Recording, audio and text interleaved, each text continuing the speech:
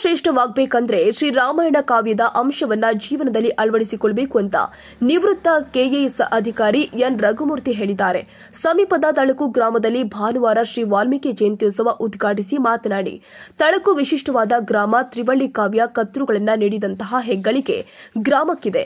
ಶ್ರೀರಾಮಾಯಣ ಕಾವ್ಯ ಬದುಕನ್ನ ನಮ್ಮಗಳ ನಡವಳಿಕೆಯಿಂದ ಬದಲಾಯಿಸಿಕೊಳ್ಳುವುದಾದರೆ ತಾರಸು ಬರೆದಿರುವಂತಹ ಚಿತ್ರದುರ್ಗದ ಪಾಳೇಗಾರ ಇತಿಹಾಸ ಮತ್ತು ಪರಂಪರೆಯ ದುರ್ಗಾಸ್ತಮಾನ, ರಕ್ತರಾತ್ರಿ ಮತ್ತು ಕಂಬನಿ ಕೊಯ್ಲು ಈ ಕಾದಂಬರಿಗಳು ಶ್ರೇಷ್ಠ ಬದುಕಿಗೆ ದಾರಿದೀಪವಾಗಿರುವ ಸ್ವಾಭಿಮಾನ, ರಾಷ್ಟ್ರ ಪ್ರೇಮ, ಧೈರ್ಯ, ಪರಾಕ್ರಮ ಮತ್ತು ಸಹಬಾಳ್ವೆಗೆ ದಾರಿ ಮಾಡಿಕೊಡುತ್ತೆ.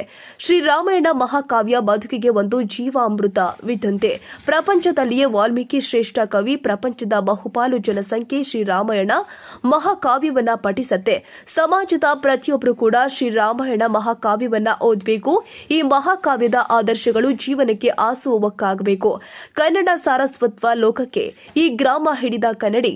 ಈ ಗ್ರಾಮದ ಪ್ರತಿಯೊಬ್ಬರು ಕೂಡ ಸ್ವಸಂಸ್ಕೃತರು ಮತ್ತು ಶ್ರೇಷ್ಠ ನಡವಳಿಕೆ ಉಳ್ಳವರು. ಈ ಗ್ರಾಮದ ಇನ್ನೂ ಹೆಚ್ಚು ಮಕ್ಕಳು ಗುಣಮಟ್ಟದ ಮತ್ತು ಆಧ್ಯಾತ್ಮದ ಶಿಕ್ಷಣವನ್ನು ಪಡೆದು ಗ್ರಾಮದ ಹಿರಿಮೆಯನ್ನ ಮತ್ತು ಸಾಹಿತ್ಯದ ಸೊಗಡನ್ನ ಸಮಾಜಕ್ಕೆ ನೀಡಬೇಕು. ಇಂತಹ ಸಾಂಸ್ಕೃತಿಕ ಚಟುವಟಿಕೆಗಳು ನಿರಂತರವಾಗಿ ಗ್ರಾಮದಲ್ಲಿ ನಡೆಯುವಂತಾಗಬೇಕು ಅಂತ ಆಶಿಸಿದ್ದಾರೆ. ವಾಲ್ಮೀಕಿ ಪ್ರಶಸ್ತಿ ಪುರಸ್ಕೃತರು ಆಗಿರುವಂತಹ ಪಿಟಿಎಸ್ ಮಾಸ್ಟರ್ ಮಾತನಾಡಿ, ವಾಲ್ಮೀಕಿ ಅವರು ದರೋಡೆಕೋರೆಂದು ಕೆಲವು ಕಡೆ ಪ್ರತಿಬಿಂಬಿಸುತ್ತಿದ್ದಾರೆ. ವಾಲ್ಮೀಕಿಗೆ ಇದು ಮಾಡ್ತಾ ಇರುವ ಅಪಮಾನ. ಇಂತಹ ಸುದ್ದಿಯನ್ನ ಹಬ್ಬಿಸುವವರ ವಿರುದ್ಧ ಕೋರ್ಟ್ನಲ್ಲಿ ಕಟ್ಲೆ ಹೂಡಬಹುದೆಂದು ಉಚ್ಚ ನ್ಯಾಯಾಲಯದ ಆದೇಶವಿದೆ. ಎಲ್ಲಿಯೂ ಕೂಡ ವಾಲ್ಮೀಕಿ ಅವರ ಬಗ್ಗೆ ಈ ರೀತಿ ತಪ್ಪು ಸಂದೇಶದ ಮಾತನಾಡಕೂಡದೆಂದು ಎಚ್ಚರಿಕೆ ಕೊಟ್ಟಿದ್ದಾರೆ.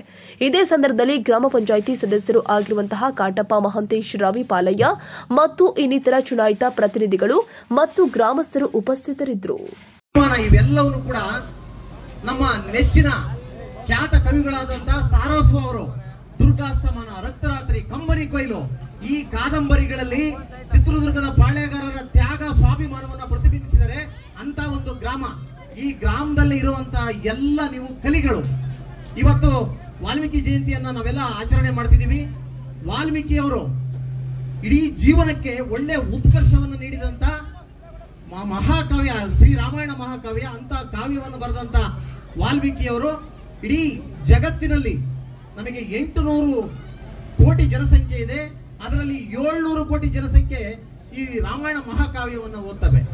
ಹಾಗಾಗಿ ಈ ಒಂದು ಏನು ವಾಲ್ಮೀಕಿ ಅವರು ಅವರ ಕುಲದಲ್ಲಿ ಜನಿಸಿರುವಂತಹ ಎಲ್ಲ ನೀವುಗಳು ಕೂಡ ಕಲಿಗಳು, ಅಷ್ಟೇ ಪ್ರಜ್ಞಾವಂತರು. ಹಾಗಾಗಿ ರಾಮಾಯಣ ಮಹಾಕಾವ್ಯದಲ್ಲಿ ಬರುವಂತಹ ಶ್ರೀರಾಮ ಇರ್ಬೋದು, ಸೀತೆ ಇರ್ಬೋದು, ಆಂಜನೇಯ ಇರ್ಬೋದು, ಲಕ್ಷ್ಮಣ, ಭರತ, ಶತ್ರುಘ್ನ ಇವರೆಲ್ಲರ ಆದರ್ಶಗಳು, ಇವರೆಲ್ಲರ ಗುಣಗಳನ್ನ ನೀವು ಆಸುವಕ್ಕಾಗಿ ನಿಮ್ಮ ಮನೆಗಳಲ್ಲಿ ನಿಮ್ಮ ಮಕ್ಕಳಿಗೆ ಮೈಗೂಡಿಸೋದಕ್ಕೆ ನೀವೆಲ್ಲರೂ ಕೂಡ ಅವಕಾಶ ಮಾಡಿಕೊಡ್ಬೇಕು. ಹಾಗೇನೆ ಶ್ರೀರಾಮಾಯಣ ಮಹಾಕಾವ್ಯ ಎಷ್ಟು ಪ್ರಸಿದ್ಧವಾದ ಕಾವ್ಯ, ಹಾಗೇನೆ ಈ ಕುಲದಲ್ಲಿ ಹುಟ್ಟಿಂತ ನೀವೆಲ್ಲರೂ ಕೂಡ ಅಷ್ಟೇ ಶ್ರೇಷ್ಠರು. ನಿಮ್ಮ ಮನೆಯಲ್ಲಿ ಹುಟ್ಟಿರುವಂತಹ ಪ್ರತಿಯೊಬ್ಬ ಮಗುವನ್ನು ಕೂಡ ನೀವು ವಾಲ್ಮೀಕಿ ಅವ್ರನ್ನ ಮಾಡಬೇಕು, ಅಂಬೇಡ್ಕರ್ ಅವ್ರನ್ನ ಮಾಡಬೇಕು. ಈ ಒಂದು ಏನು ಸಂಕಲ್ಪವನ್ನ ಇವತ್ತು ನೀವೆಲ್ಲರೂ ಕೂಡ ತಗೋಬೇಕು ಅಂತ ಆಶಿಸುತ್ತಾ, ಮುಂದಿನ ದಿನಗಳಲ್ಲಿ ಈ ಒಂದು ತಾಲೂಕಿನಲ್ಲಿ ಉತ್ಕೃಷ್ಟವಾದಂತ ಒಳ್ಳೆ ಸಮೃದ್ಧವಾದಂತ ಈ ವರ್ಷ ಮಳೆ ಬಂದಿದೆ, ಬೆಳೆ ಬಂದಿದೆ. ಹಾಗೇನೆ ಮುಂದಿನ ದಿನಗಳಲ್ಲೂ ಕೂಡ ನಿಮ್ಮೆಲ್ಲರ ಬದುಕು ಹಸನಾಗಲಿ ಅಂತ ನಾನು ನಿಮ್ಮೆಲ್ಲರಿಗೂ ಕೂಡ ಮನವಿ ಮಾಡ್ತಾ, ಇಂಥ ಕಾರ್ಯಕ್ರಮಗಳು ಈ ಗ್ರಾಮದಲ್ಲಿ ನಿರಂತರವಾಗಿ ನಡೀಲಿ ಅಂತ ಆಶಿಸ್ತೀನಿ. ಹಾಗಾಗಿ ಈ ಒಂದು ಕಾರ್ಯಕ್ರಮಕ್ಕೆ ನಾನು ಭಾಗಿಯಾಗಿ ಒಂದೆರಡು ಮಾತಾಡೋಕೆ ಅವಕಾಶ ಕೊಟ್ಟಂತ ನಿಮ್ಮೆಲ್ಲರಿಗೂ ಒಂದ್ಸಿ ನನ್ನ ಮಾತು ಮುಗಿಸ್ತೇನೆ. ಜೈ ಹಿಂದ್, ಜೈ ಕರ್ನಾಟಕ. ತಾಲೂಕಿನ ಎಲ್ಲ ವಾಲ್ಮೀಕಿ ಬಂಧುಗಳಿಗೆ ವಾಲ್ಮೀಕಿ ಜಯಂತಿಯ ಶುಭಾಶಯಗಳನ್ನು ಹೇಳ್ತಾ, ನಿಮ್ಮಲ್ಲಿ ನಂದೊಂದು ಮನವಿ. ಇಂದಿನ ಕಾಲದಲ್ಲಿ ವಾಲ್ಮೀಕಿ ರಾಮಾಯಣವನ್ನ ವಾಲ್ಮೀಕಿ ಮಹರ್ಷಿಗಳು ಬರೆದ್ರು.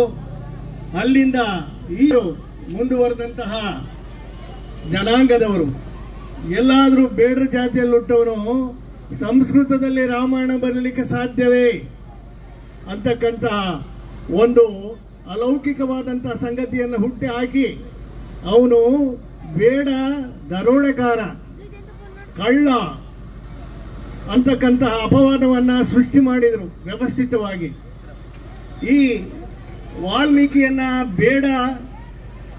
ಬೇಡ ಜನಾಂಗದಲ್ಲಿ ಹುಟ್ಟಿ ದರೋಡೆಕಾರನಾಗಿರ್ತಕ್ಕಂತಹ ವಿಷಯ ಸಿದ್ಧಕ್ಕೆ ಹೈಕೋರ್ಟ್ ಮೆಟ್ಲೇರಿದರು. ಅಲ್ಲಿರ್ತಕ್ಕಂತಹ ಒಂದು ಸಂಸ್ಕೃತ ವಿದ್ವಾಂಸೆ ವಾಲ್ಮೀಕಿ ಅವರು ದರೋಡೆಕಾರನಲ್ಲ, ಅವರ ಇತಿಹಾಸದಲ್ಲಿ ಎಲ್ಲಿ ಕೂಡ ಇವರು ಕಳ್ಳತನ